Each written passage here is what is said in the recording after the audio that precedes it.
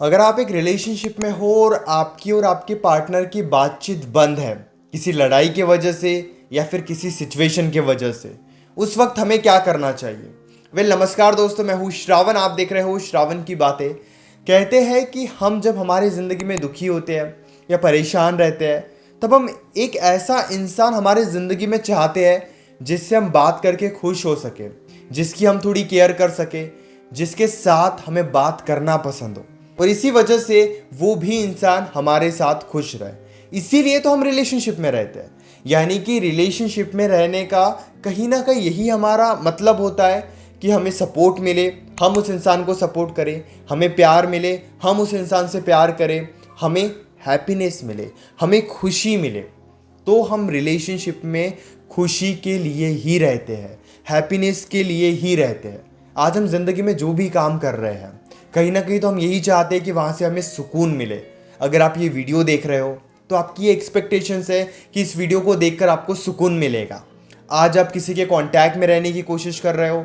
क्यों कोशिश कर रहे हो? किसी से बात करने की कोशिश कर रहे हो। क्यों कोशिश कर रहे हो? क्योंकि आप चाहते हो कि बातचीत करके आपको भी हैप्पीनेस फील हो और उनको भी खुशी हो। लेकिन अब बात करते हैं कि रिलेशनशिप में कई बार ऐसी सिचुएशन आ जाती है कि हमें एक इंसान से बातचीत करके खुशी मिल रही है, एक इंसान से कांटेक्ट में रह के अच्छा फील हो रहा है, लेकिन उसी इंसान के साथ हमारा कांटेक्ट ब्रेक हो जाता है। लड़ाई की वजह से बात बंद हो जाती है।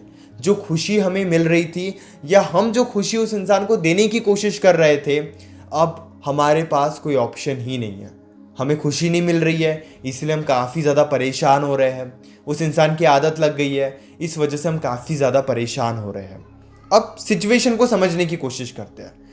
आप एक ऐसे इंसान के साथ रिलेशनशिप में हो जहां पर पिछले कुछ दिनों से, पिछले कुछ महीनों से एक ऐसी सिचुएशन बन गई है जहां पे बातें तो बहुत कम हो रही है, और बातें हो भी रही है तो बस लड़ाइयाँ हो रही है, झगड़े हो रहे हैं, और फिर लड़ाइयाँ या झगड़ों के बाद वो इंसान आपसे दूर हो जाता है।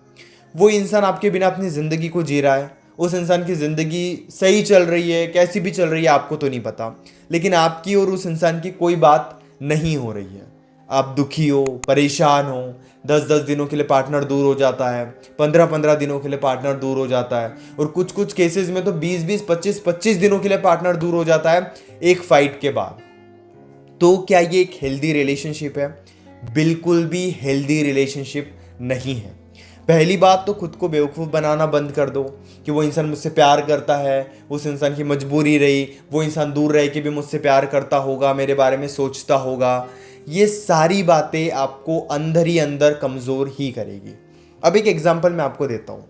मान लीजिए आप मेरे घर पे आए हो, और मेरे घर पे ना मैंने आपके लिए बहुत अच्छा डिनर बना के रखा है। खाने के लिए बहुत सारी चीज़ें मैंने बनाकर आपके लिए रखी है। बहुत सारा खाना अच्छे अच्छे तरीके से मैंने आपके लिए बना के रखा है, पका कर रखा है। लेकिन अगर मैं वो खाना आपको खाने के लिए देता ही नहीं हूँ, वो डिनर में आपको देता ही नहीं हूँ, तो वो खाना आपके किस काम का?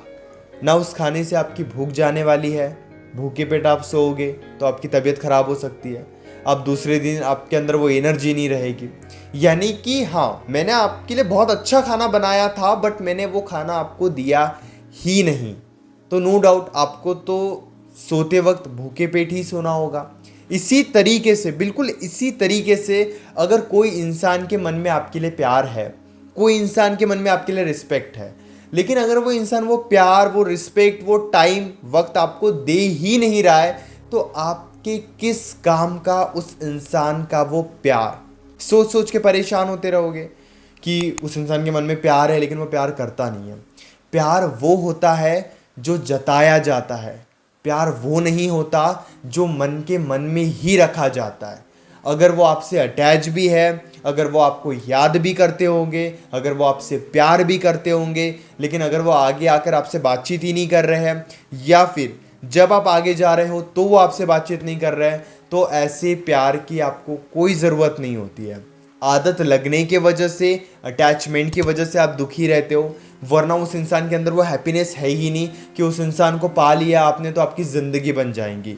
ऐसा नहीं होता है। जब वो इंसान हमसे दूर होता है तब हमारे अंदर पाने की इतनी इच्छा होती है कि हमें लगता है वो इंसान मिल गया तो हमारी ज़िंदगी बन गई, लेकिन दरअसल ऐसा होता नहीं है। उस इंसान के मिलने के बाद ज़िंदगी तो और ज़्यादा ख़राब हो जाती है। आखिर करे तो करे क्या?